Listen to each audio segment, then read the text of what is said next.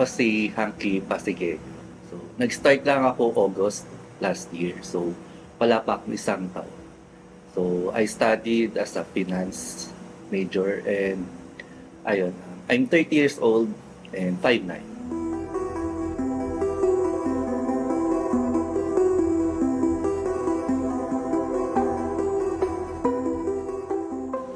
Nag-start siya siguro nung college kasi nagkakaroon ako ng attraction sa lalaki. Although siguro nung time na hindi ko pa siya fully ina-accept. So, I just started tumikim ng mga lalaki nung right before pandemic, mga late 2019.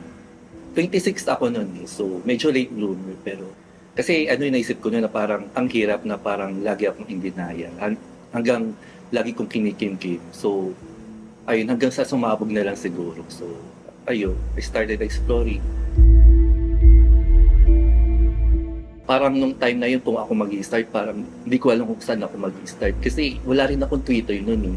Hindi ko rin alam na parang may alter or ganitong industry pala na pinagkakitaan.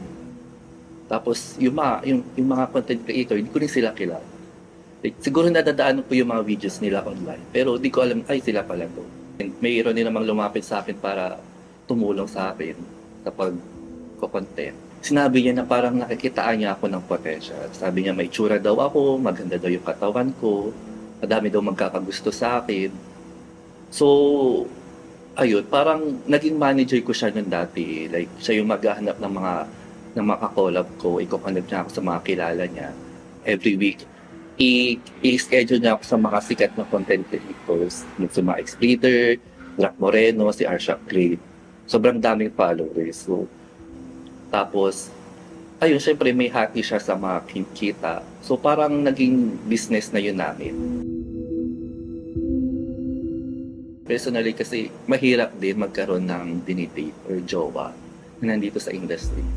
Kasi, ayun nga, maliban doon sa parang magiging open talaga kayo.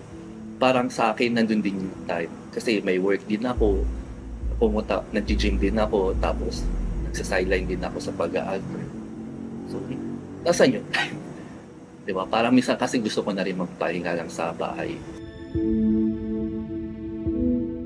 I have a regular work there na 5 days a week. So, so far, I've been working sa same company for 9 years. So, itong pag-content creator ko is sideline lang naman siya. Although nai-enjoy ko, pero it's an extra income para sa akin. Kasi kahit nung bata pa ako, parang ang dami ko na rin namang nararanasan. Like, nandun yung may nag-offer sa akin ng indecent proposals, willing sila mag-pay sa akin. May nagkakaroon na ako ng stalker noon. Tapos nagkakaroon na ako physical threat. May mga sexual harassment na din. So parang inisip ko, parang lahat nararanasan ko na. So why not pagkakitaan ko na lang, parang ano pa bang isasama? So ayun, parang sinabuhay ko na lang.